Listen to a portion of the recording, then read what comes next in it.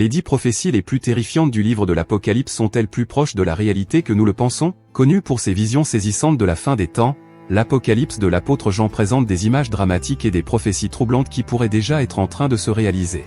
Écrit comme le dernier livre de la Bible, il est également l'un des plus symboliques et des plus marquants, révélant la lutte entre le bien et le mal, et le destin de ceux qui restent fidèles à Dieu et à Jésus-Christ au milieu de tribulations dévastatrices.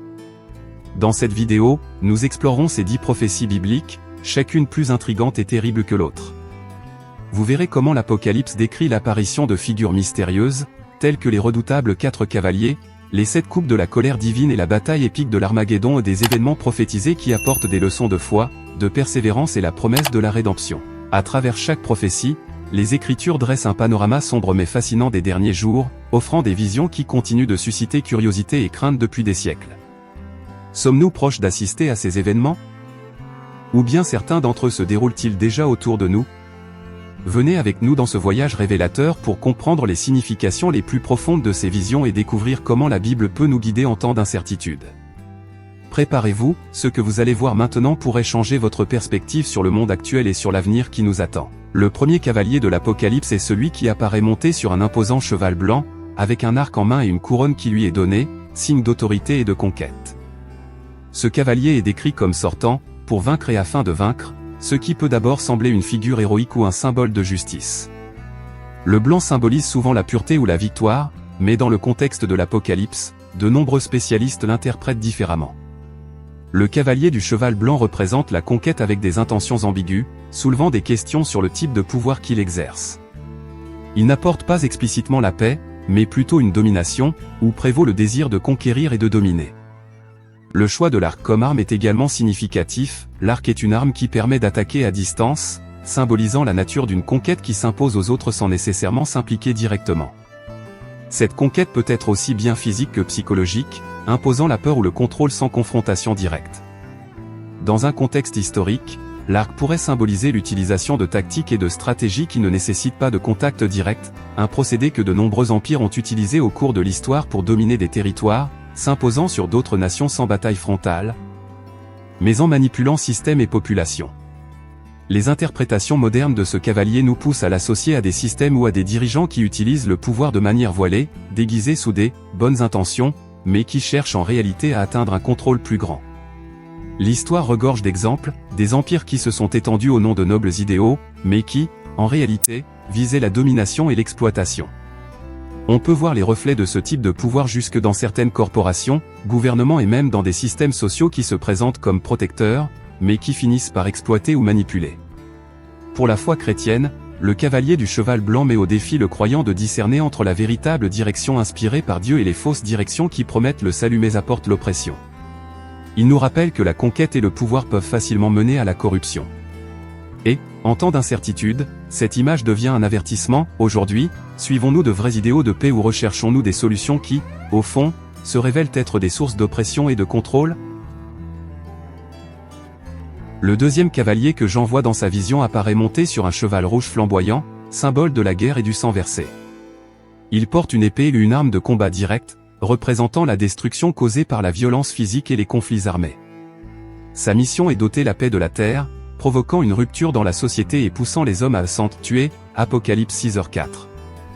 L'image de ce cavalier est celle d'une figure qui non seulement participe à la guerre, mais qui incite à la discorde entre les nations, provoquant un état de conflit permanent. La couleur rouge du cheval évoque le sang versé dans les batailles et symbolise la brutalité de la guerre. Le rouge est la couleur de l'alerte et de la violence, suggérant que l'arrivée de ce cavalier apportera la souffrance partout où il passe. L'épée dans sa main représente un pouvoir actif de destruction contrairement au cavalier du cheval blanc, qui possède un arc et agit à distance. Le cavalier du cheval rouge personnifie la violence qui frappe de près, avec une force dévastatrice et incontrôlable. Historiquement, ce cavalier a été associé aux périodes les plus violentes et destructrices de l'humanité. Des guerres anciennes, où les empires naissaient et tombaient sur des montagnes de cadavres, aux conflits modernes qui dévastent des continents, cette prophétie semble illustrer le cycle incessant de violence humaine.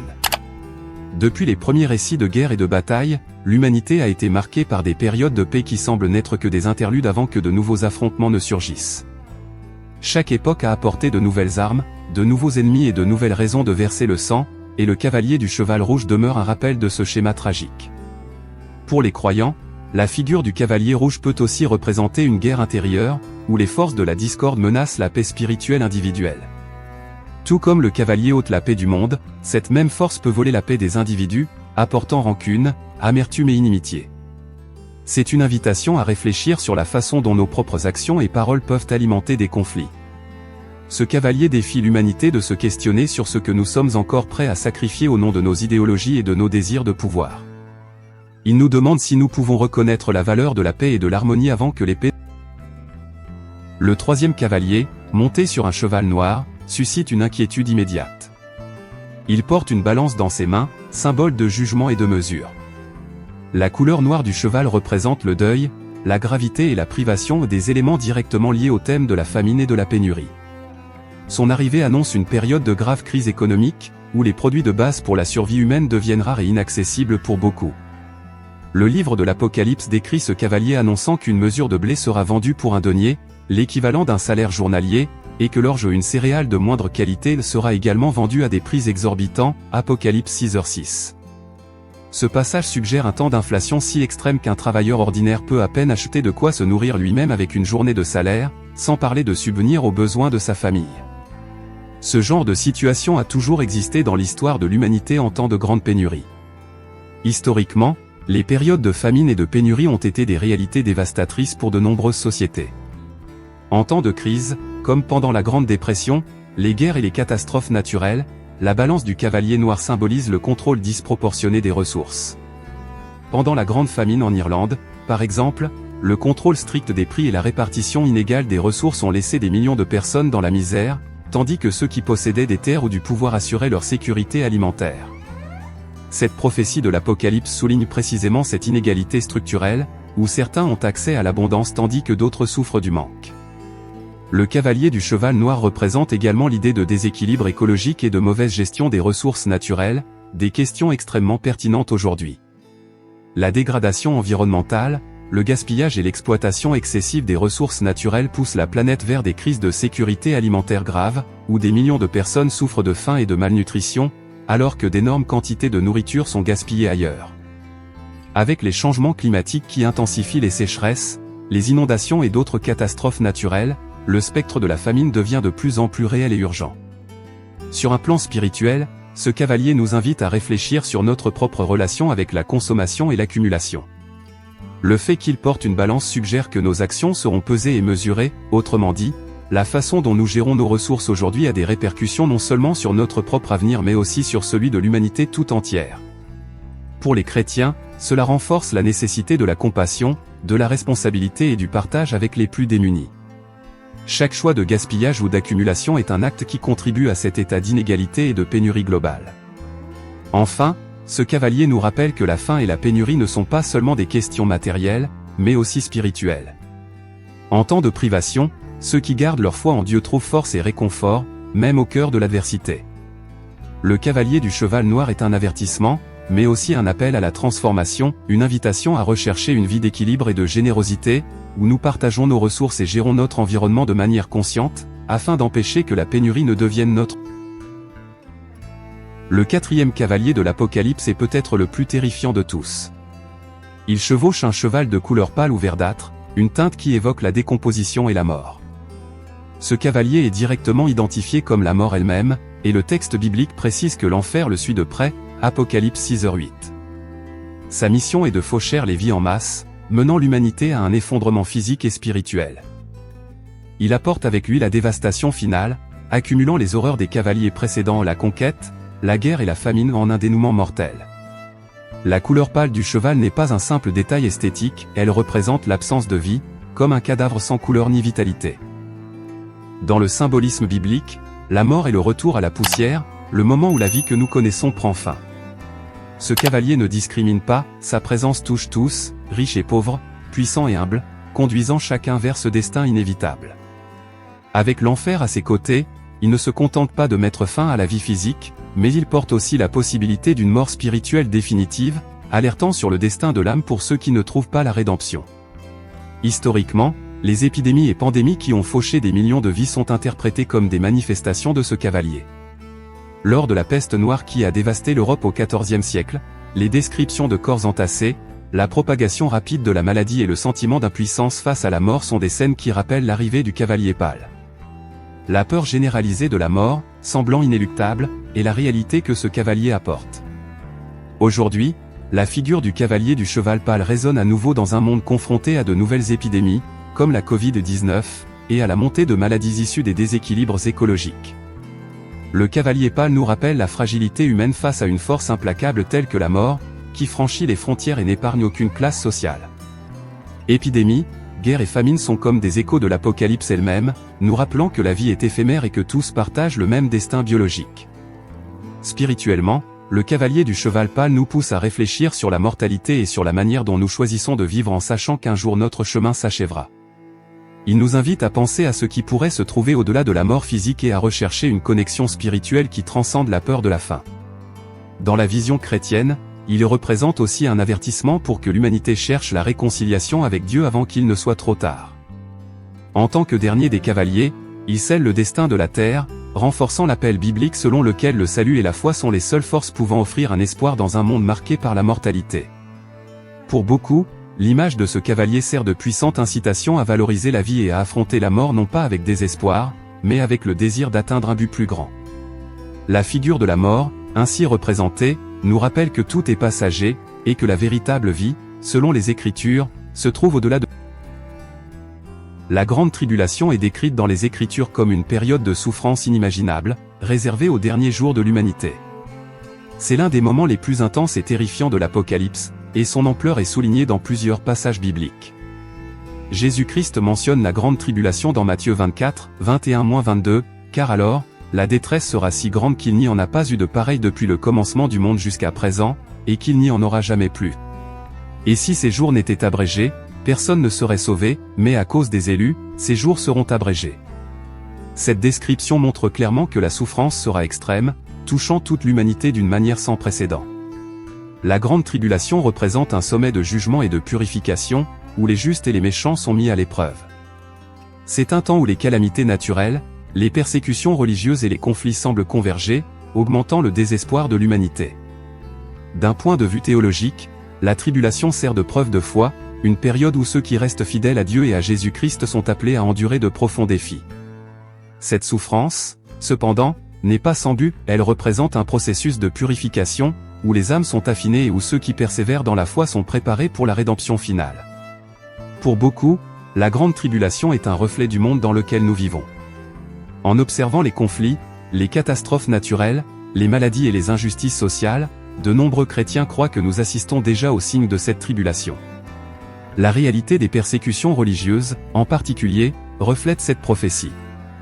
Des communautés chrétiennes dans diverses parties du monde affrontent des défis extrêmes pour maintenir leur foi, souvent sous des menaces de violence, d'emprisonnement et de discrimination.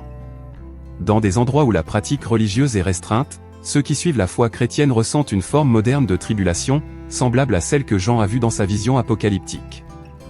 Cette période est également perçue comme un avertissement et un appel au repentir.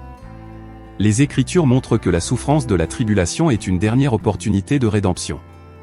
C'est le moment où l'humanité est invitée à réfléchir sur ses erreurs, ses choix et son éloignement de Dieu. Dans Apocalypse 7h14, l'apôtre Jean décrit ceux qui sont sortis de la grande tribulation, ils ont lavé leurs robes et les ont blanchis dans le sang de l'agneau, indiquant que, malgré la souffrance, il y a de l'espoir et du salut pour ceux qui gardent la foi. Spirituellement, la grande tribulation nous invite à un examen de conscience. Elle soulève des questions sur la valeur que nous accordons à notre vie spirituelle et à notre fidélité envers Dieu. La souffrance qui marque cette période, bien qu'intense, a pour but de fortifier la foi de ceux qui la supportent et de leur offrir un nouveau départ. C'est comme un feu purificateur, qui enlève les impuretés et permet à ce qui est vrai de subsister. Beaucoup de croyants voient dans ce passage une préparation au temps difficile, un appel à être prêt, physiquement et spirituellement, à affronter les épreuves qui peuvent survenir à tout moment. Dans le contexte moderne, la grande tribulation soulève également des questions sur notre capacité à faire face aux crises collectives. Dans un monde de plus en plus globalisé, où les actions d'une nation ou d'un groupe ont rapidement un impact sur d'autres, cette vision biblique nous fait réfléchir sur l'interdépendance humaine et sur le poids de nos actions collectives. Sommes-nous prêts pour des temps de plus grandes difficultés ? La foi chrétienne enseigne que la force pour affronter de tels moments ne repose pas seulement sur les ressources matérielles, mais sur une confiance inébranlable en Dieu, qui peut offrir une force au milieu du désespoir. Enfin, la grande tribulation est aussi un message d'espoir.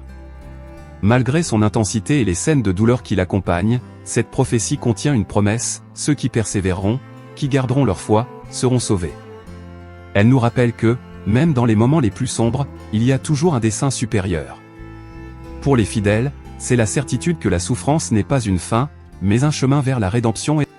Les 7 coupes de la colère de Dieu sont décrites dans l'Apocalypse comme une série finale de jugements déversés sur l'humanité pécheresse.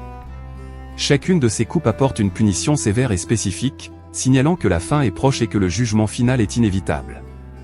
Ce moment culminant de la colère divine n'est pas seulement une punition, mais une forme de purification.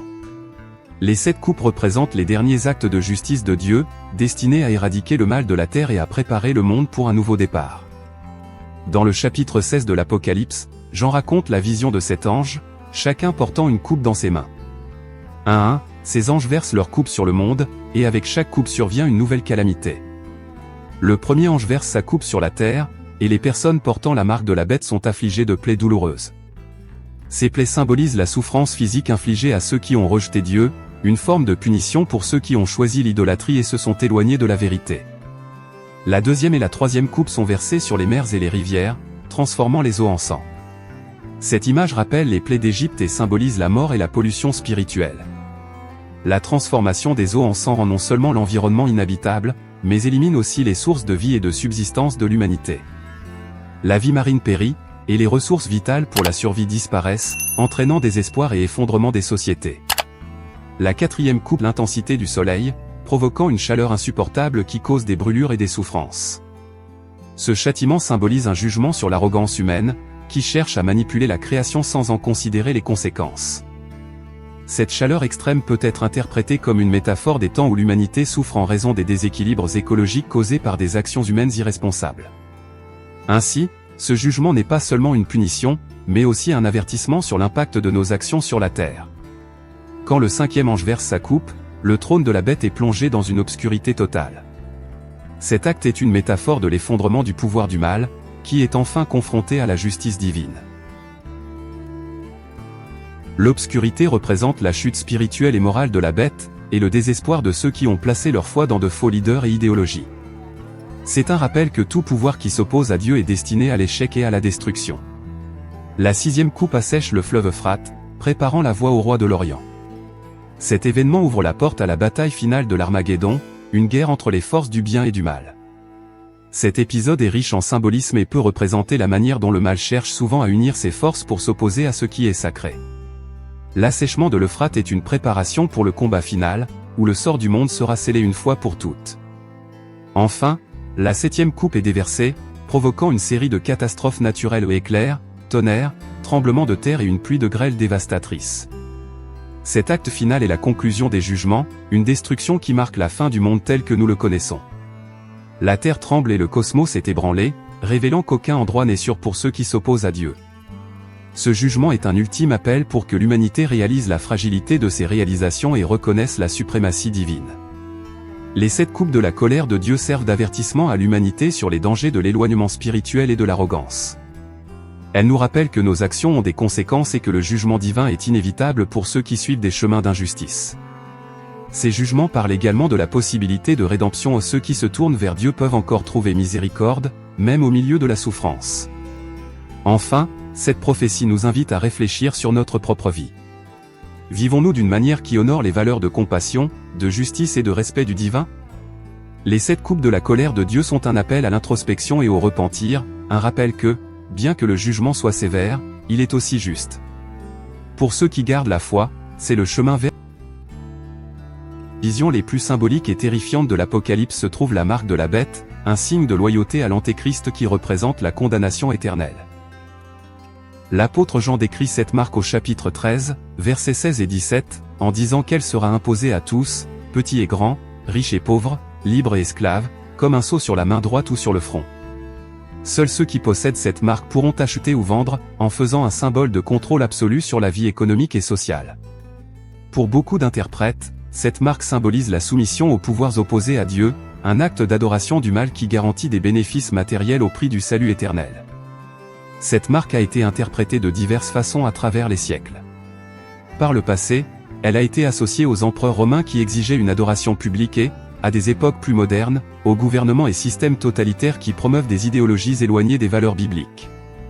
Indépendamment de l'époque, le concept d'une marque définissant qui peut participer à la société et qui est exclu est une réalité inquiétante et potentiellement destructrice. Elle représente la perte de la liberté individuelle en échange de la conformité à un système exigeant une loyauté totale. Dans la prophétie, le nombre associé à la bête est 666, décrit au verset 18 du chapitre 13 comme « le nombre d'un homme ». Ce nombre est largement interprété comme un symbole de l'humanité séparée de Dieu, imparfaite et incomplète, car dans la Bible, le nombre 7 représente la perfection divine. Ainsi, 666 représente une fausse trinité, une imitation imparfaite de ce qui est sacré. La marque de la bête, donc, est perçue comme une tentative du mal de reproduire le pouvoir divin, mais de manière corrompue et vouée à l'échec. La marque de la bête soulève des questions profondes sur le type de loyauté que nous sommes prêts à offrir. Sacrifions-nous notre foi et nos valeurs en échange d'avantages matériels ou pour nous conformer aux systèmes qui régissent le monde ? La marque nous interroge sur notre véritable identité et sur où se trouve notre loyauté, dans un système de pouvoir terrestre qui nous offre un confort immédiat, ou dans une fidélité durable à Dieu, qui promet la vie éternelle. Pour les chrétiens, la marque de la bête est un signe clair d'idolâtrie. En l'acceptant, une personne renonce en essence à son identité en Christ et conclut une alliance avec le mal. L'Apocalypse avertit que ceux qui recevront la marque subiront les conséquences éternelles. Si quelqu'un adore la bête et son image et reçoit une marque sur son front ou sur sa main, il boira du vin de la colère de Dieu. Apocalypse 14, 9-10. Cet avertissement montre que le choix de suivre ou non la bête est plus qu'une décision temporaire, c'est un pacte spirituel aux implications éternelles. Historiquement, beaucoup voient dans cette prophétie un avertissement contre tout système exigeant une dévotion absolue et niant la liberté de croyance et l'autonomie morale. Les systèmes cherchant à contrôler chaque aspect de la vie humaine, y compris les pensées et les actions, reflètent l'oppression que symbolise la marque de la bête. Dans un monde où la technologie et les données personnelles jouent un rôle de plus en plus central, certains interprètent cette prophétie comme un avertissement contre la perte de la vie privée et de la liberté personnelle en échange de la commodité et de la sécurité. En fin de compte, la marque de la bête est un rappel que, pour les croyants, l'identité en Christ est sacrée et doit être protégée à tout prix. L'engagement envers la vérité et la justice ne peut être remplacé par un confort illusoire. La marque est un symbole d'alliance avec le mal et de renoncement au chemin du salut. Le croyant est appelé à résister à toute forme d'idolâtrie et à rester ferme dans sa foi, même lorsque la pression sociale ou économique semble insupportable. Cette vision pose une question essentielle pour les fidèles, sommes-nous réellement engagés dans notre foi ou sommes-nous susceptibles de l'abandonner face à des promesses de confort immédiat ? La marque de la bête nous défie de faire des choix qui reflètent notre véritable dévotion et nous rappelle que, tandis que certains bénéfices sont temporaires, la foi est le... Dans le livre de l'Apocalypse, la bête et le faux prophète apparaissent comme deux figures centrales exerçant influence et contrôle durant le jugement final. La bête, également appelée « la bête qui monte de la mer », est décrite dans l'Apocalypse 13 comme une créature terrifiante, avec 10 cornes et 7 têtes, chacune portant une couronne, symbolisant son immense pouvoir et autorité sur les royaumes terrestres. La bête exerce un pouvoir oppressif, imposant sa volonté à l'humanité par la violence et l'idolâtrie, exigeant une soumission totale. Son nombre, 666, est interprété comme le symbole de l'imperfection et de l'opposition au divin. Le faux prophète, quant à lui, apparaît dans l'Apocalypse 13h11, émergeant de la terre et décrit comme une créature ressemblant à un agneau mais parlant comme un dragon. Ce contraste entre apparence et essence est une puissante métaphore de sa véritable nature, bien qu'il semble être une figure pacifique et spirituelle, le faux prophète trompe et manipule, poussant les foules à adorer la bête et à s'éloigner de Dieu. Il est la voix qui séduit, un maître de la tromperie réalisant des signes et des prodiges, attirant des adeptes en déformant la vérité. Ces deux figures travaillent de concert pour consolider le pouvoir du mal sur terre, chacun jouant son rôle dans la création d'un empire d'oppression et d'idolâtrie. La bête symbolise l'autorité qui exige adoration et obéissance, tandis que le faux prophète agit comme son porte-parole, garantissant que l'influence de la bête se propage. Cette alliance représente une corruption absolue du pouvoir, où le but est de soumettre l'humanité à un système de valeurs contraires aux enseignements de Dieu. L'alliance entre la bête et le faux prophète trouve des parallèles profonds dans des idéologies et des systèmes de contrôle existants encore aujourd'hui.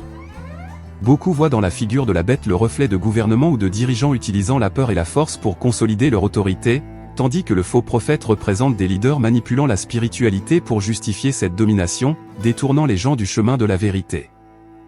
cette prophétie de l'Apocalypse nous invite à discerner entre ce qui est vrai et ce qui est trompeur, à remettre en question les figures d'autorité et à résister aux idéologies qui, bien qu'elles paraissent pacifiques ou inspirantes, cachent des objectifs destructeurs. Le message de la bête et du faux prophète est un avertissement contre l'adoration de tout pouvoir qui se place au-dessus de Dieu.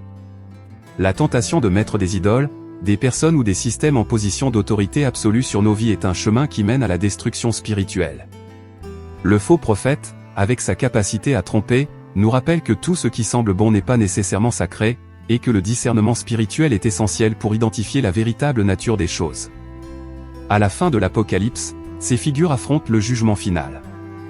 Dans l'Apocalypse 19h20, il est dit que la bête et le faux prophète sont capturés et jetés vivants dans l'étang de feu brûlant avec du soufre. Ce destin symbolise la défaite définitive du mal et la victoire du bien, réaffirmant la justice de Dieu et la promesse que toute corruption sera éliminée. Pour les chrétiens, cette prophétie est une source d'espoir, bien que le mal puisse sembler puissant, son règne est temporaire, et la vérité et la justice prévaudront. La figure du faux prophète nous invite aussi à réfléchir sur le rôle de la véritable foi et le danger de suivre des leaders ou des idéologies s'écartant des enseignements divins. Dans un monde où les influences sont multiples et les voix de plus en plus fortes et diverses, il est crucial pour les croyants de chercher le discernement et de ne pas se laisser emporter par des doctrines trompeuses.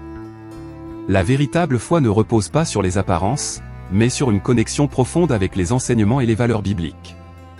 Enfin, le destin de la bête et du faux prophète dans les temps de feu est un rappel du jugement divin. Il représente les agents du mal qui, en fin de compte, seront punis. C'est une certitude que, même face à l'oppression et à la tromperie, la vérité et la justice triompheront à la fin de l'histoire. Ce jugement est un message puissant pour tous ceux qui cherchent à vivre une vie d'intégrité et de... La bataille d'Armageddon est décrite dans l'Apocalypse comme l'affrontement final entre les forces du bien et du mal. Cet événement apocalyptique a lieu dans un lieu appelé Armageddon, un mot qui fait référence au mont Megiddo, Armegiddo, en hébreu, situé dans l'ancienne Palestine. Ce lieu, historiquement associé à des batailles sanglantes et à des moments décisifs pour les peuples de la région, prend un sens encore plus profond dans les visions de l'apôtre Jean, devenant le théâtre du conflit final qui culminera avec la victoire du Christ sur les forces du mal. Le récit biblique dans l'Apocalypse 16h16 dit que l'Armageddon est le lieu où les forces du mal se rassemblent pour la bataille finale. Ce rassemblement d'armées, commandé par la bête et les rois de la terre, symbolise l'effort ultime des forces opposées à Dieu pour soumettre le bien et établir leur domination définitive. Cependant, selon la vision apocalyptique, ces forces seront vaincues par l'intervention divine, montrant la suprématie de Dieu et la promesse que le mal ne triomphera jamais. Cette bataille finale représente le point culminant de la lutte spirituelle qui traverse l'Apocalypse. La présence de Jésus-Christ, monté sur un cheval blanc et suivi par les armées célestes, symbolise la pureté, la justice et le pouvoir divin face au chaos et à la corruption.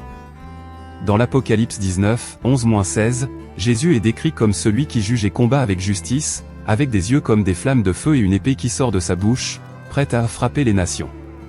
Ce combat n'est pas seulement physique, mais aussi spirituel, signifiant la victoire définitive de la vérité sur le mensonge, de la lumière sur les ténèbres.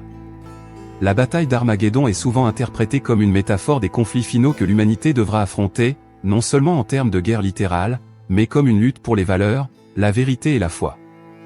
Armageddon peut être vu comme le sommet des tribulations et des choix que chaque être humain devra faire. Ceux qui restent fidèles aux principes divins et résistent aux tentations d'un monde corrompu participeront à la victoire spirituelle aux côtés du Christ. Cette prophétie soulève également des questions sur les moments de décision auxquels nous faisons face dans notre vie quotidienne. Armageddon est un symbole du choix entre céder au mal ou lutter pour la justice et la compassion, même lorsque les pressions et les défis sont immenses. Dans notre propre réalité, nous affrontons des batailles qui testent notre moralité et notre spiritualité, et Armageddon nous rappelle que ces choix, bien que difficiles, déterminent notre parcours spirituel. Enfin, l'issue de la bataille est un message d'espoir, le mal, malgré sa puissance, est limité, et la victoire finale revient à la justice. La défaite des forces du mal à Armageddon est la promesse que le royaume de Dieu s'établira, apportant paix et renouveau. La foi chrétienne voit dans ce moment le début d'une ère nouvelle, où l'humanité rachetée vivra en communion avec Dieu, libre des forces qui ont cherché à la corrompre. Ce combat final laisse un message éternel, la vérité et la lumière prévaudront, et le bien triomphera. La prophétie de la résurrection des morts est l'une des visions les plus porteuses d'espoir et les plus émouvantes de l'Apocalypse. Au milieu des descriptions de tribulation, de jugement et de confrontation, la promesse de la résurrection émerge comme un symbole de renouveau et une certitude que la vie ne se termine pas avec la mort physique. La résurrection est le destin promis à ceux qui demeurent fidèles à Dieu et à Jésus-Christ, garantissant qu'après la fin des temps, les justes vivront éternellement en communion avec le divin. Dans le chapitre 20 de l'Apocalypse, Jean mentionne la première et la deuxième résurrection. La première concerne les justes, qui ressuscitent pour régner avec Christ pendant 1000 ans, une période symbolisée par le millénium. Ce millénium représente une ère de paix et de justice, où ceux qui ont été rachetés par le sang de l'agneau participent à la vie éternelle, libres de la douleur, de la souffrance et de la mort. Pour eux, la résurrection n'est pas seulement un retour à la vie, mais une transformation spirituelle, une élévation à un état de plénitude où la présence de Dieu est constante et complète. La deuxième résurrection, quant à elle, se produit au moment du jugement dernier. À ce stade, tous les morts sont rappelés à la vie pour comparaître devant Dieu. Ceux qui ont vécu selon les principes divins sont récompensés par la vie éternelle, tandis que ceux qui ont rejeté ces principes subissent ce que Jean décrit comme la seconde mort.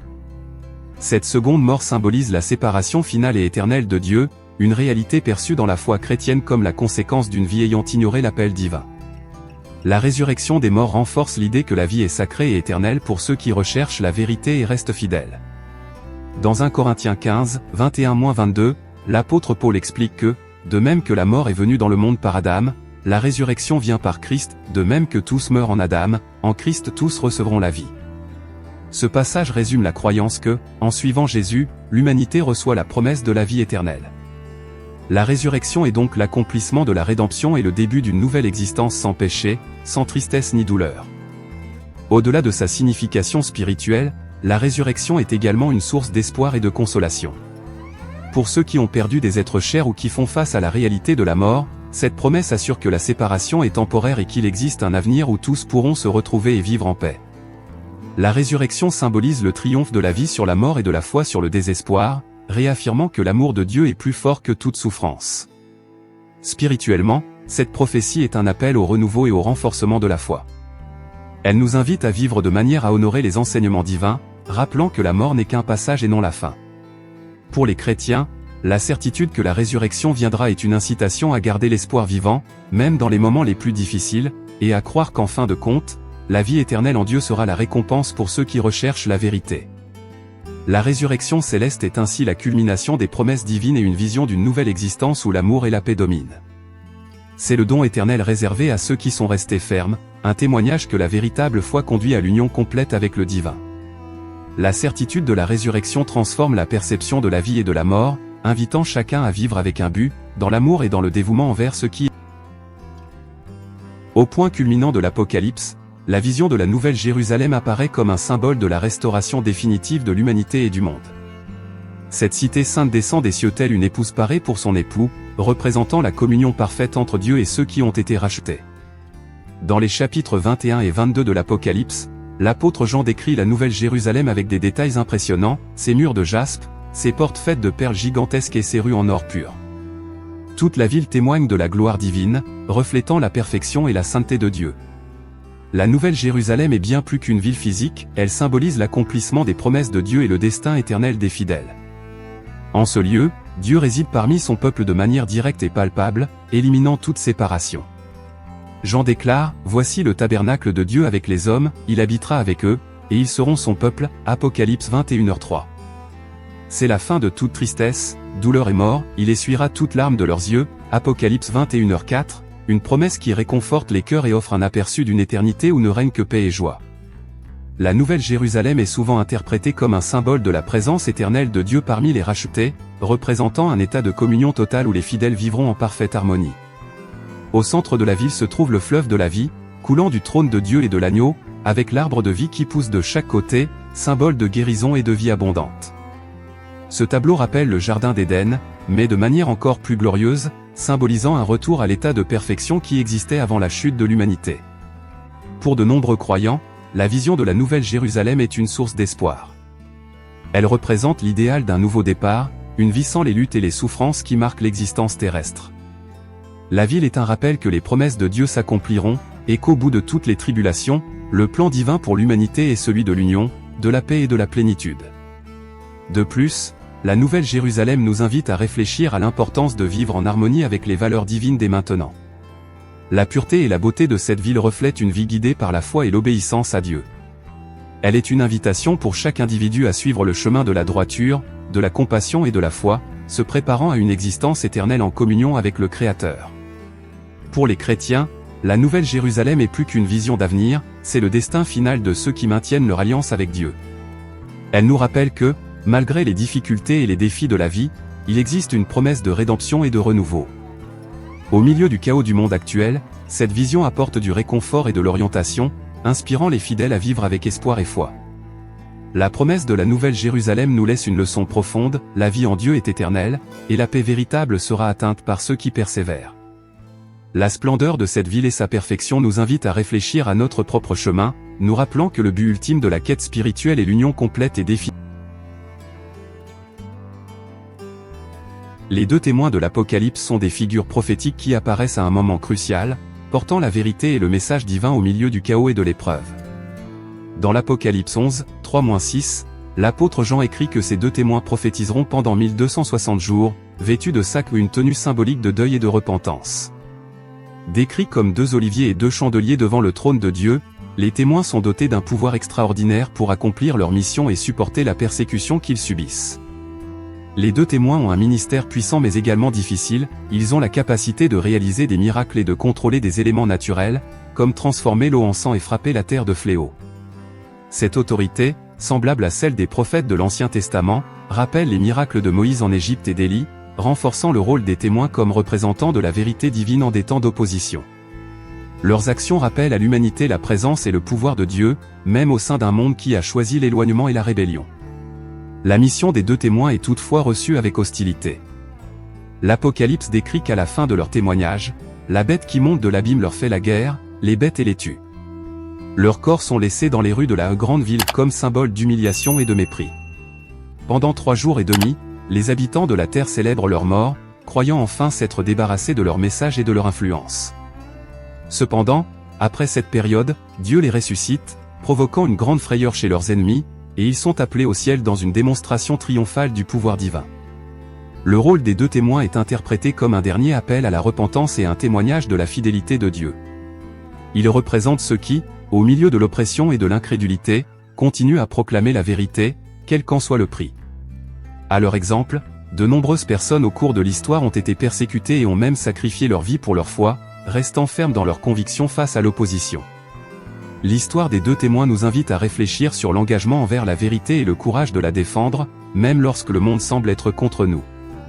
En période de crise et d'épreuve, ces témoins symbolisent la résilience spirituelle, encourageant chaque croyant à rester ferme et inébranlable dans sa mission de partager le message de Dieu. Ils sont un modèle de persévérance, un exemple que, bien qu'il puisse y avoir des défaites apparentes, la victoire finale appartient au divin. Dans le contexte moderne, ces deux témoins inspirent les fidèles à être eux-mêmes des témoins de la vérité dans leur propre vie, proclamant des valeurs de compassion, de justice et de foi, quelles que soient les adversités. Ils nous rappellent que, même si des forces contraires peuvent surgir, le message divin l'emportera, et que la mission de ceux...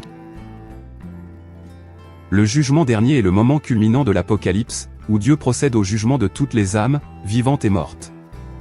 Dans l'Apocalypse 20, 11-15, l'apôtre Jean décrit une vision impressionnante, un grand trône blanc, sur lequel Dieu est assis pour juger chaque personne selon ses œuvres.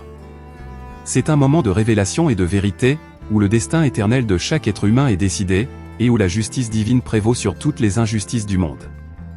Dans ce jugement, des livres sont ouverts, un pour chaque personne révélant tous les actes et choix de la vie de chacun. Ces livres sont le registre des actions humaines, bonnes et mauvaises, reflétant l'impact de chaque décision et action sur le parcours spirituel. Ensuite, le livre de vie est ouvert, et il contient les noms de ceux qui recevront la vie éternelle. Ceux dont les noms ne sont pas inscrits dans ce livre sont jetés dans le lac de feu, symbolisant la séparation finale et irrévocable d'avec Dieu. Le jugement dernier n'est pas seulement un moment de condamnation, mais aussi de justice et de restauration. Pour ceux qui ont vécu selon les valeurs de Dieu, il est la concrétisation des promesses divines, une vie éternelle dans un nouveau ciel et une nouvelle terre, libérée de la douleur, de la souffrance et du péché. Ce nouveau commencement est décrit comme un lieu de paix et de plénitude, où Dieu sera en communion totale avec l'humanité rachetée. Spirituellement, le jugement dernier représente aussi la clôture d'un cycle, où toutes les injustices, douleurs et luttes de la vie terrestre sont finalement rachetées et transformées. C'est un rappel que, bien que la vie puisse être remplie de défis, il existe une justice supérieure qui ne faillit pas. Pour les chrétiens, cette vision est une source de consolation et d'espoir, une certitude que la souffrance présente à un but et que, finalement, chaque sacrifice sera récompensé. L'image du jugement dernier inspire une profonde réflexion sur l'importance de vivre de manière intègre et fidèle aux valeurs spirituelles.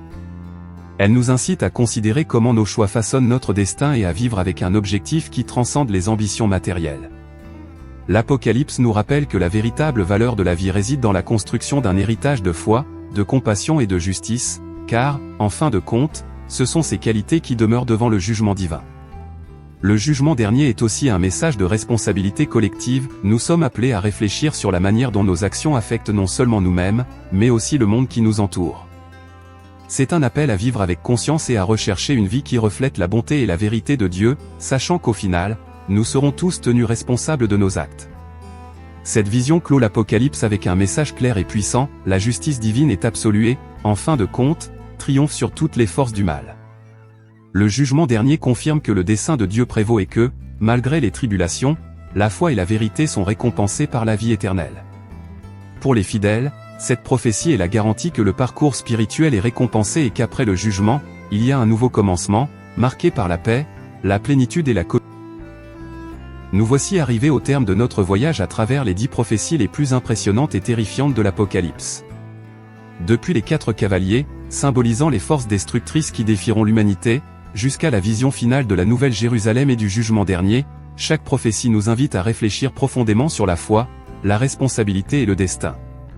L'Apocalypse n'est pas seulement un récit de destruction, c'est aussi un message d'espérance et de renouveau, une invitation à se rapprocher de Dieu et à trouver un sens dans une vie d'intégrité et de foi.